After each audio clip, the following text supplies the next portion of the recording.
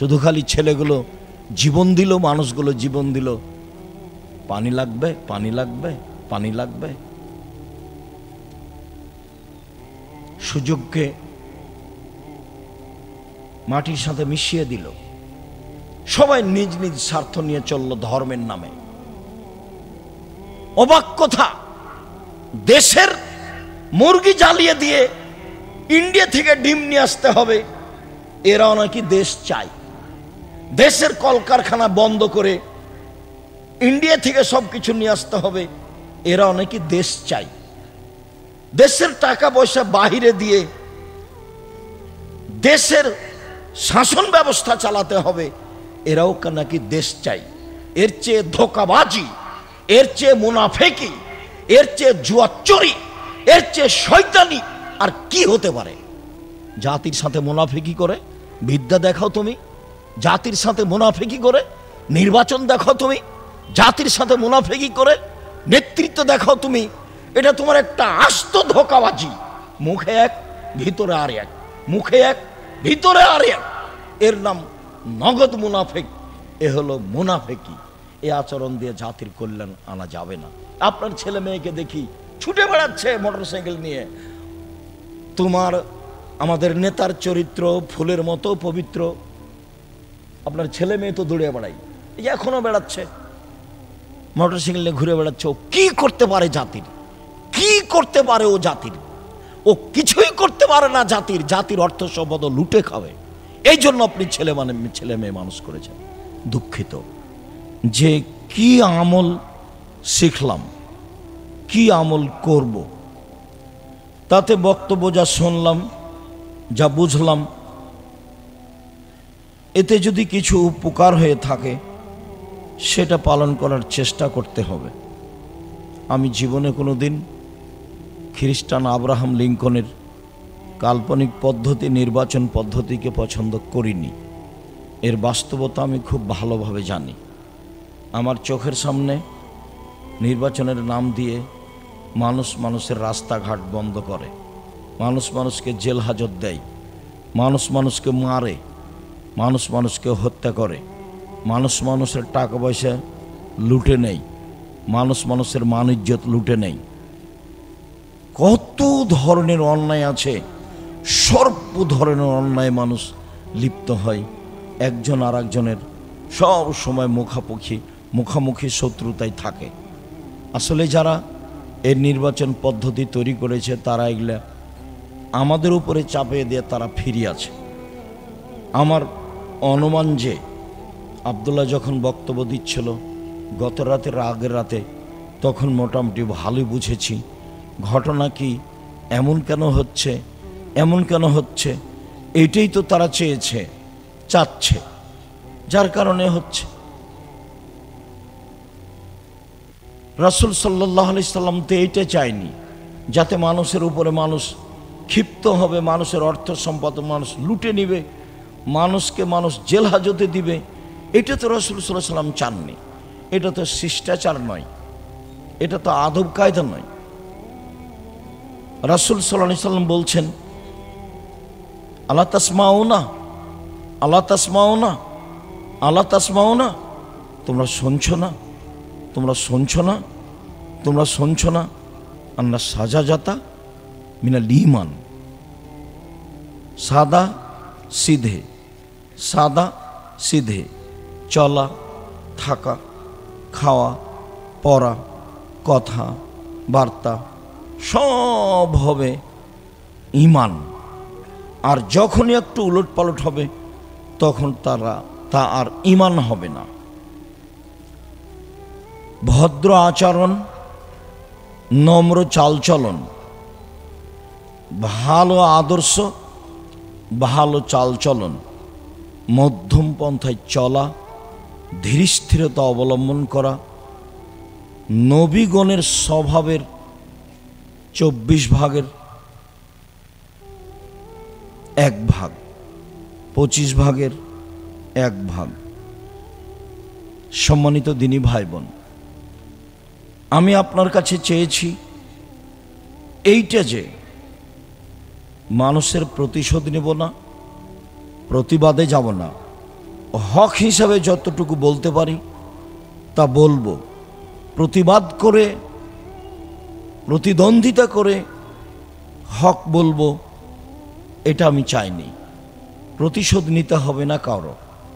মানুষ অন্যায় করেছে, ধৈর্যের পরিচয় দিতে হবে, ছাড়ে থাকতে হবে, ছাড়।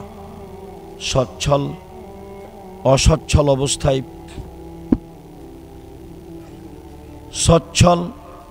অসচ্ছল অবস্থায় দান করে যে সে জান্নাতে চলে গেছে। অল কাজমিনাল গাইজ, রাগ দমন করে যে, রাগ দিয়া কাজ নেয় না যে সে জান্নাতে চলে গেছে। অল আফিনানিন নাস, মানুষকে মাফ করে যে, মানুষকে মাফ করতে হবে, মানুষের উপরে ক্ষেপে উঠতে হবে না। এই স্বভাবে আপনাকে গড়তেই হবে যে কোনো মূল্যে। ছেলে মেয়ে, আহাল পরিবার, দেশবাসী, গ্রামবাসী, এলাকাবাসী, প্রতিশোধ নিতে হবে না। অসচ্ছল অবস্থায় দান করতে হবে, রাগ দমিয়ে চলতে হবে, মানুষকে ছাড় দিতে হবে, মাফ করে দিতে হবে। আল্লাহ তাআলা এই তিনটাকে জান্নাতের মাধ্যম হিসাবে উল্লেখ করেছেন।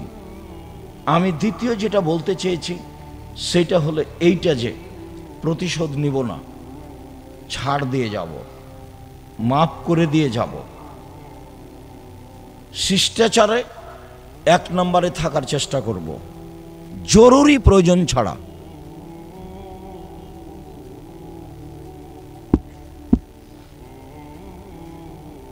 এই ছেলে, এটা কি তোমাদের কারণে হচ্ছে নাকি? তোমরাই কি কিছু করছো?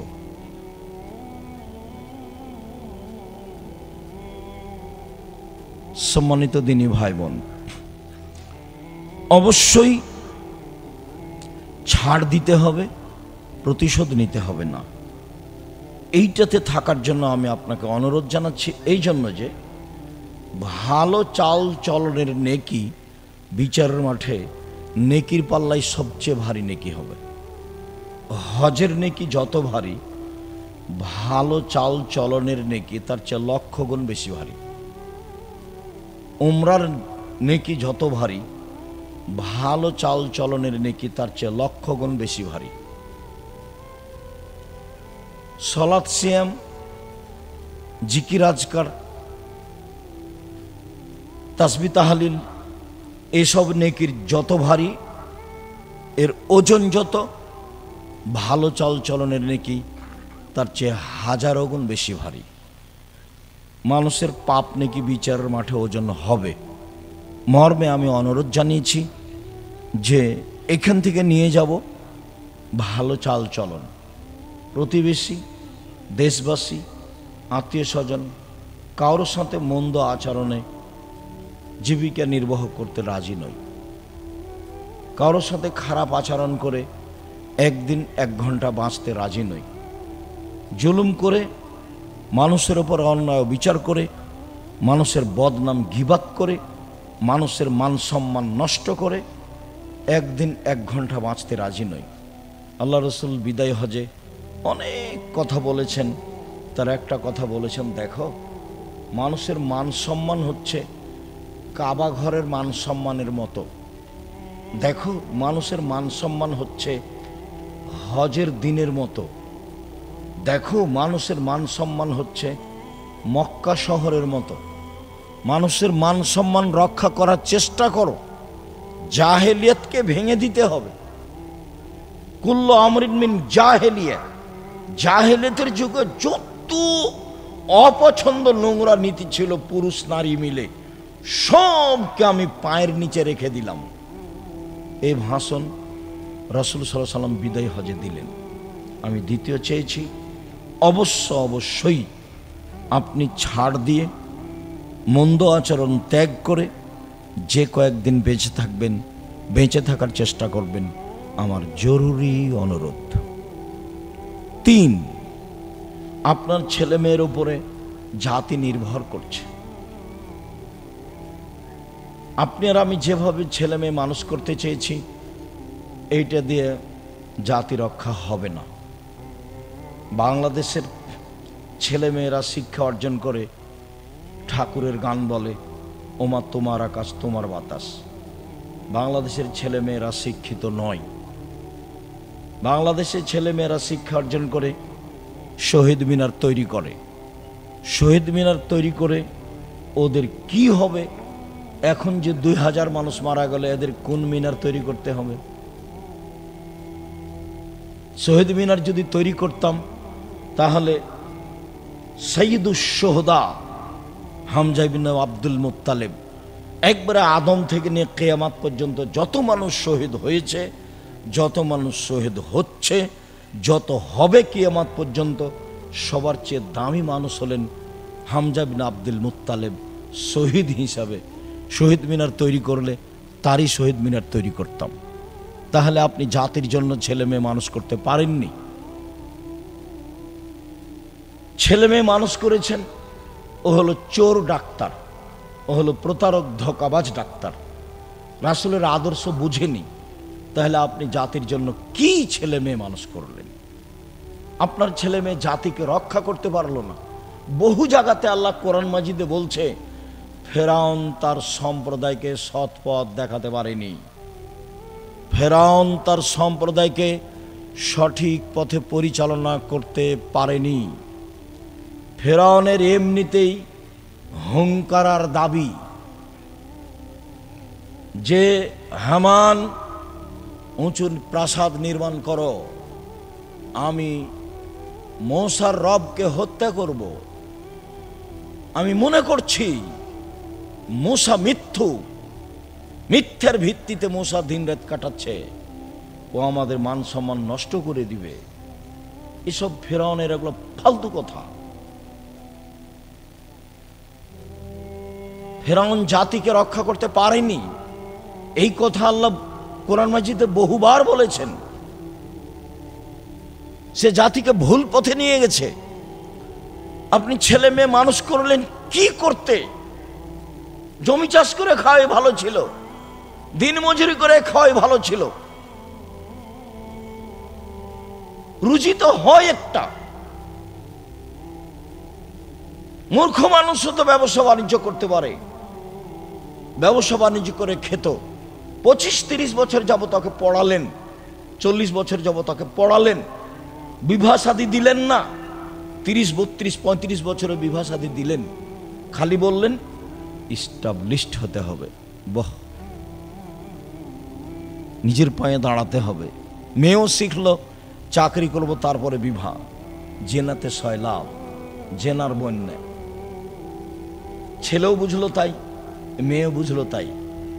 এক সময় এই প্রজনন দেখা দিয়েছিল খুব বেশি ভাবে, যার কারণে হাজারো লক্ষ মেয়ে এখন বাংলাদেশে আছে যাদের বিবাহ হয়নি, যাদের বয়স 35, 40, 45, 50।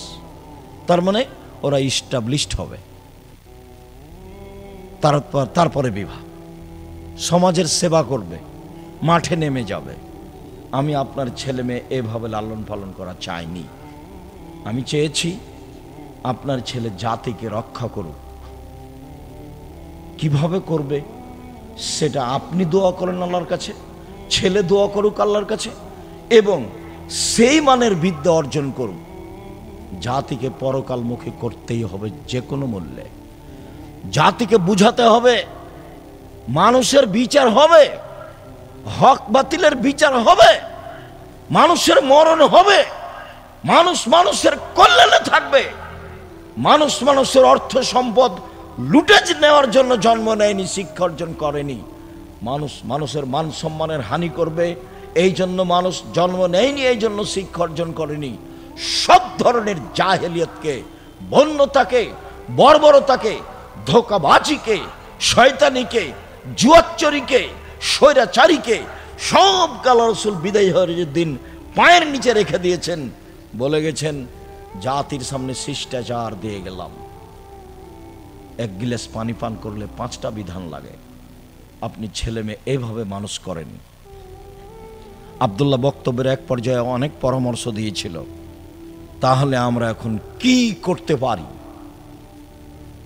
জাতিকে বাঁচাতে হলে নির্বাচন পদ্ধতির পথঘাটগুলি তো ভালো দেখতে পেলাম না। তো তাহলে এখন আমাদের কি হবে? আমরা কি করব? তো ভালো ভালো কয়েকটা পয়েন্ট উল্লেখ করলো যে আপাতত এইগুলো করি। ছেলে মেয়েকে মানুষ করেন জাতিকে বাঁচানোর জন্য, জাতিকে পরকালমুখী করার জন্য, জাতিকে আল্লাহকে চেনানোর জন্য, জাতিকে মোহাম্মদ সাল্লাল্লাহু আলাইহি সাল্লামকে চেনানোর জন্য। মোহাম্মদ সাল্লাল্লাহু আলাইহি সাল্লামের জন্মদিবস পালন করলো, একবার ট্রাকে উঠে মিলাদ করলো। এটা দিয়ে ও জাতির কি করলো? সিগারেটও হাতে আছে, দাড়িও চাচা আছে, রং মেখে আছে, আর বলছে মিলাদ মিলাদ করছে। এ দিয়ে জাতি রক্ষা হবে? এটা কথা হলো? এরকম করা, হইচই করা, নবীর নামে চিল্লা চিল্লি করা, আর ওমা তোমার আকাশ তোমার বাতাসের আবার পার্থক্য কি? আপনার ছেলে মেয়ে প্রত্যেক দিন সকালে গিয়ে বলে ও কালিমা তোমার আকাশ, ও কালিমা তোমার বাতাস, এটা আপনার সহ্য হয় কেমনে? আপনি কেন একটু পদক্ষেপ নেন না? ছেলে মেয়ে মানুষ করব এই জন্য যে জাতিকে শিরক মুক্ত করতে হবে। ছেলে মায়ের দুধ ছেড়ে স্কুলে যেতে না যেতেই ওর জন্মই হচ্ছে বিদ্যার জন্ম শিরক দিয়ে। কি করে জাতি রক্ষা হতে পারে? আল্লাহকে অপমান করে, নবীকে অপমান করে কি করে জাতি রক্ষা হতে পারে? এটা হয় কি করে?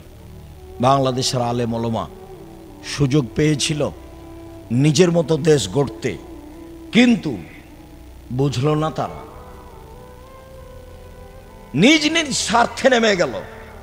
সবাই বসে, যারা মনে করে আমরা কোরআন হাদিস বুঝি, হানাফি হোক, শাফি হোক, মালিকি হোক, হাম্বলি হোক, যেই হোক না কেন, তারা যদি নিজ স্বার্থ ত্যাগ করে বাংলাদেশের মাটিতে পরামর্শের ভিত্তিতে নেতা নির্বাচন হবে, এই পদক্ষেপ যদি তারা হাতে নিত, তাহলে যারা গাদ্দারি করছে, করেছে, করবে, এরা সুযোগ পেত না। কিন্তু আমি আর আপনি তো সুযোগ নিলাম না।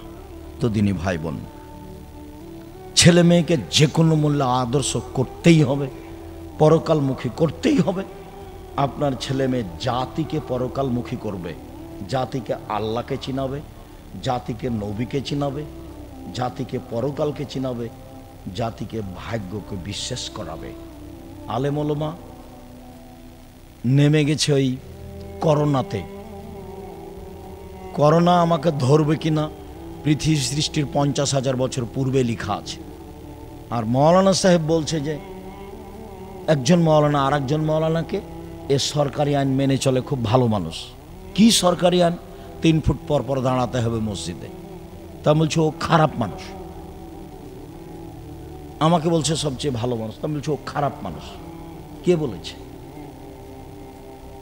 আর যদি একদিনও কাবা ঘরে পায়ে পা না মিলিয়ে দাঁড়াই, তবু এটাই নীতি, নবীর নীতি কিয়ামত পর্যন্ত পরিবর্তন করা যাবে না।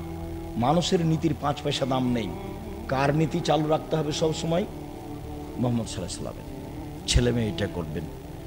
আপনাকে আমি কষ্ট দিতে চাইনি, বলছি আল্লাহ আমাদের যেসব দিনী ভাই বোন সালাফি কনফারেন্সে উপস্থিত হয়েছিল, তুমি তাদের কবুল করো, তুমি তাদের ক্ষমা করো, তুমি তাদের নিরাপত্তা দান করো, তুমি তাদের আহাল পরিবারকে তোমার রাসূলের পদ্ধতিতে গড়ে তোলার সুযোগ করে দাও। তুমি তো সর্বশক্তিমান, তুমি করতে পারো, তুমি আজিজ, তুমি পরাক্রমশালী, কেউ তোমাকে ঠেকাতে পারে না। তুমি যদি কালকে ফেরাউনকে ক্ষমা করে দাও, তো তোমার বিচার কেউ করতে পারে না। ফেরাউনকে ক্ষমা করলো কেন? এই কথা কেউ বলতে পারবে না। মুসা আলাইহিস সালাম, ঈসা আলাইহিস সালাম বলছেন ইন তুআযযিবহুম ফাইনহুম ইবাদুকা, আমি কাউকে বলিনি আমি আল্লাহ, আমার জীবদ্দশাই, আমার পরে তারা কি করেছে সেটা আপনি জানেন। আমি মানুষকে বলিনি আমি আল্লাহ, আমার পরে তারা কি করেছে সেটা তুমি জানো। ইন তুআযযিবহুম ফাইনহুম ইবাদুকা, ওদের যদি তুমি শাস্তি দাও, দাও না, তোমার বান্দা, দাও, তাতে আমার কি? তুমি ওদের যদি শাস্তি দাও তো দাও না, আমার কি করার আছে? দাও, তোমার বান্দা, তুমি দিবা শাস্তি, তো আমার কি করার আছে? ওয়াইন তাগফির লাহুম ফাইন্নাকা আনতাল আজিজুল হাকিম, আর তুমি যদি ক্ষমা করে দাও তাহলে তুমি পরাক্রমশালী, প্রজ্ঞাময়, তোমার কেউ বিচার করতে পারে না। সারা পৃথিবীর মানুষকে যদি তুমি ক্ষমা করে দাও, তোমার সামনে কেউ মুখ খুলতে পারবে না।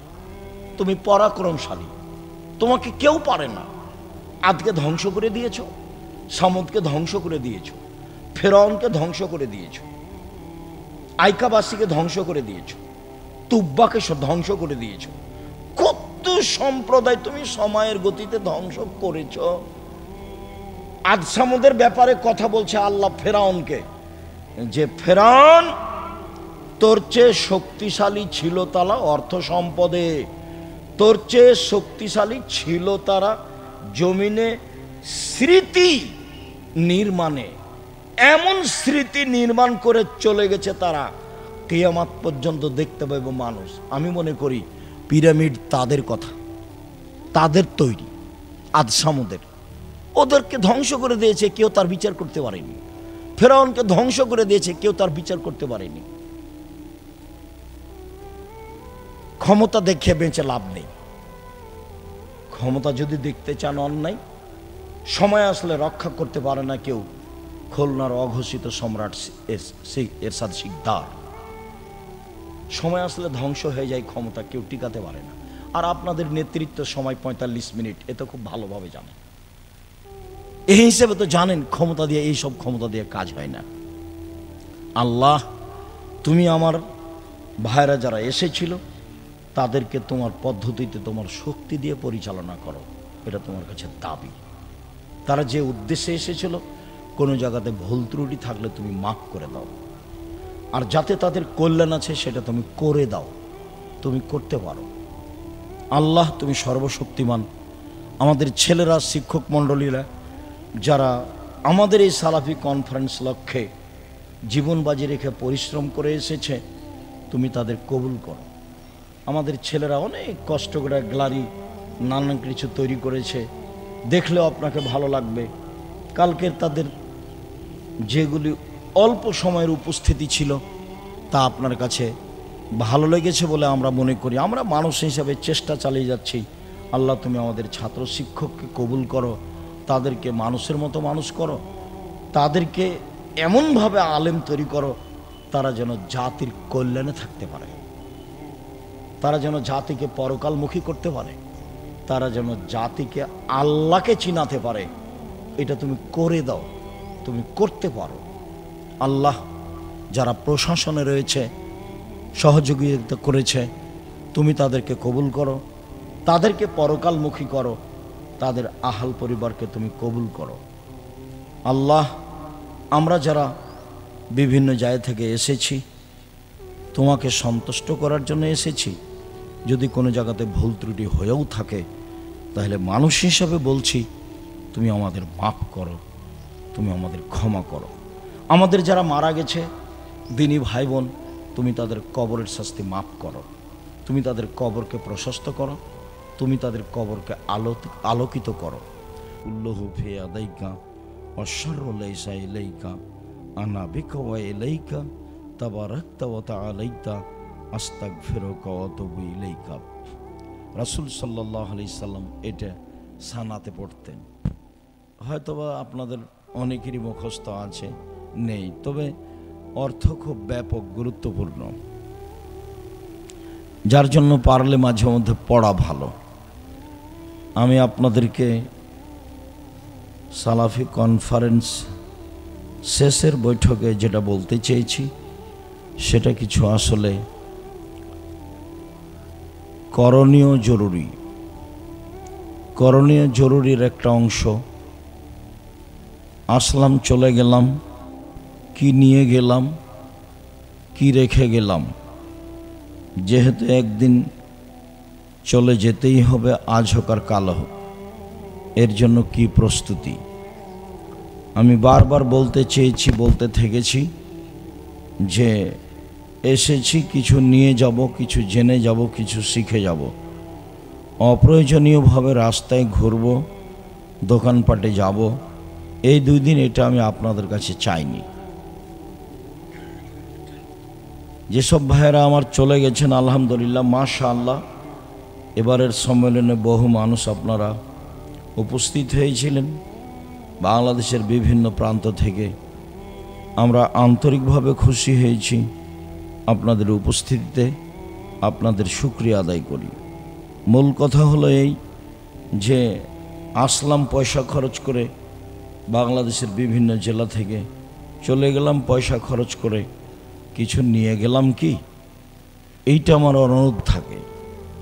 নিয়ে যাওয়ার কারণেই আমি বলে থাকি যে অযথা দোকানপাটে ঘুরবেন না, অযথা সময়টা নষ্ট করবেন না। আল্লাহর অশেষ রহমত, প্রায় 50 বিঘার উপরে জামিয়া সালাফে, এইটে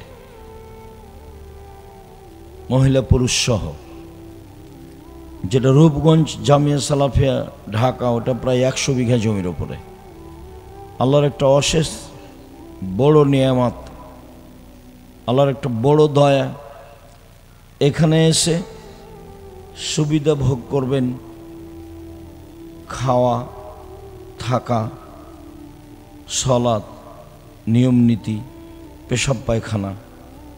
কষ্ট হলেও, এমন তো হজ সফরে গিয়ে আমরা মিনা মাঠে, আরাফার মাঠে, মুজদালেফার মাঠে লাইন দিয়ে টয়লেটে, পেশাব পায়খানায় যেতে হয়। 5-7 জন লাইন থাকে। এখানে হয়তোবা গেলাম, পাওয়া গেল একটু দাঁড়িয়ে থাকতে হলে, এমনটা হতে পারে। কিন্তু আলহামদুলিল্লাহ সব কিছু ব্যবস্থা আছে। বাইরে ঘুরে বেড়াতে হবে এটার প্রয়োজন নেই। আমাকে যেটা সবচেয়ে বেশি খারাপ লাগে সেটা হলো এই, প্রয়োজন না আমি বাড়ি চলে গেলাম, রাজশাহী ঘুরলাম, হাটবাজার ঘুরলাম। আমি আসলে জামিয়া সালাফিকে স্বপ্নপুরী করতে চাই না। এখানে পিকনিকের এটা কেন্দ্র, এটা আমি চাইনি। এখানে ঘোরার জন্য এসেছি, উপস্থিতি 10 মিনিট থেকে একটু ঘুরবো, এটা আমি চাইনি। রাজশাহীতে যদি কিছু দেখার থাকে মনে করে এসেছি, তাহলে অন্য দিন আসতে হবে। আমি আপনার চেয়েছি, যেহেতু আমাদের বিষয়ভিত্তিক বক্তব্য হয় এবং যারা বক্তব্য দেন তারা না দেখে, না জেনে, না বুঝে কেউ বক্তব্য দেয় না। বলা আছে শক্তভাবে, কেউ কারো বিরুদ্ধে কথা বলতে পাবে না, কেউ কারো মান সম্মান নিয়ে কথা বলতে পাবে না। মান সম্মান নিয়ে রাসূল সাল্লাল্লাহু আলাইহি ওয়াসাল্লাম কোনোদিন কথা বলেননি। কারো বিরুদ্ধে তিনি কথা বলা প্রয়োজন মনে করেননি। তিনি জানতেন যে একবারে খাঁটি মুনাফিক, তারপরেও তিনি তাকে বের করে দেননি। এইটা তার অভ্যাসের বাইরে ছিল। রাসূল সাল্লাল্লাহু আলাইহি সাল্লামের বৈশিষ্ট্য, খাসলাত, নীতি, গতি এরকম ছিল না।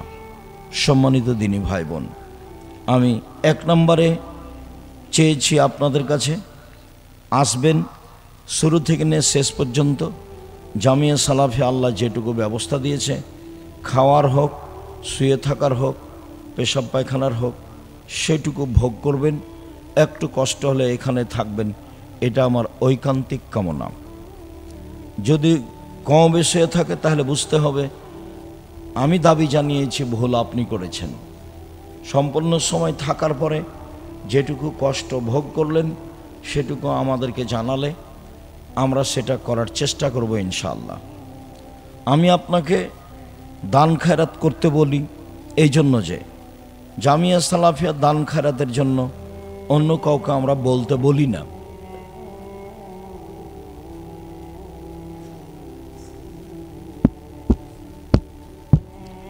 আমরা অন্য কাউকে বলতে বলি না, সবসময় আমি বলে থাকি। দেশে বিদেশে যেখানেই যাই আমি জামিয়া সালাফিকে সাথে নিয়ে যাই। জামিয়া সালাফের ভালোবাসায় নিজেকে বিলীন করেছি বলে আমার মনে হয়। আল্লাহকে বলছি, তুমি ভুল ত্রুটি মাফ করো, জামিয়া সালাফিকে কবুল করো। তোমাকে মানুষ চিনবে, তোমাকে মানুষ জানবে, তোমাকে মানুষ মানবে। এ আশায় জামিয়া সালাফে গড়েছি, গড়তে যাচ্ছি, গড়ব ইনশাআল্লাহ। তুমি এটুকু কবুল করো। সম্মানিত দিনী ভাই বোন, পরকালের আশায় আল্লাহকে সন্তুষ্ট করার উদ্দেশ্যে আপনার ছেলে মেয়েকে ভালো মানের শিখিয়ে দিব, এই উদ্দেশ্যে দিন রাত পরিশ্রম করে যাচ্ছি। মানুষ মাত্র কোথাও ভুল ত্রুটি থাকতে পারে, থাকাই স্বাভাবিক। কাজেই আমি চাই আপনার যাওয়া আসাটা একমাত্র আল্লাহর সন্তুষ্টির জন্য হয়ে থাকে, এইটা আমি আপনার কাছে ঐকান্তিকভাবে দাবি রাখি। অন্যান্য প্রোগ্রামে গেলেন, গল্প করলেন, ঘুরলেন ফিরলেন, হাট বাজার করলেন আর চলে গেলেন, এটা আমি চাইনি, কোনো সময় এটা চাই না। এটা আমার প্রথম কথা। দ্বিতীয় কথা হলো এই, যারা আমরা অসুস্থ বাড়িতে হাসপাতালে, তুমি তাদের সেবা দান করো, আরোগ্য দান করো। যারা আমরা বেঁচে আছি, তুমি তাদেরকে তোমার রাসূলের পদ্ধতি অনুযায়ী চলার তৌফিক দান করো। তুমি আমাদের জামিয়া সালাফে কবুল করো। তুমি সর্বশক্তিমান, তুমি করতে পারো।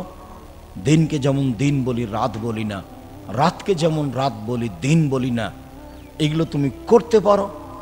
তুমি সর্বোচ্চ ক্ষমতার অধিকারী, এটা অন্তরে দৃঢ় বিশ্বাস করে সরিষার সমপরিমাণ সন্দেহ পোষণ না করে তোমাকে লা শারিক ঘোষণা দিয়ে, কাদির ঘোষণা দিয়ে, আজিজ ঘোষণা দিয়ে তোমার দরবারে বলছি, জামিয়া সালাফে কবুল করো, আমাদের কবুল করো, আমাদের ছেলে মেয়েকে কবুল করো, জাতিকে কবুল করো। তোমার রহমতের অভাব নেই। তুমি রহমত দিয়ে, দয়া দিয়ে আমাদের ঢেকে আমাদেরকে পরকালমুখী করো, আমাদের প্রতি সন্তুষ্ট হও। তোমার দরবারে জোরালো দাবি, দাওয়া, দোয়া রেখে আজকের সম্মেলনের সালাফি কনফারেন্সের শেষ কথা এখানেই শেষ করলাম।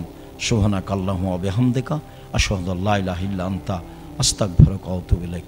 আসসালামু আলাইকুম ওয়া রাহমাতুল্লাহ।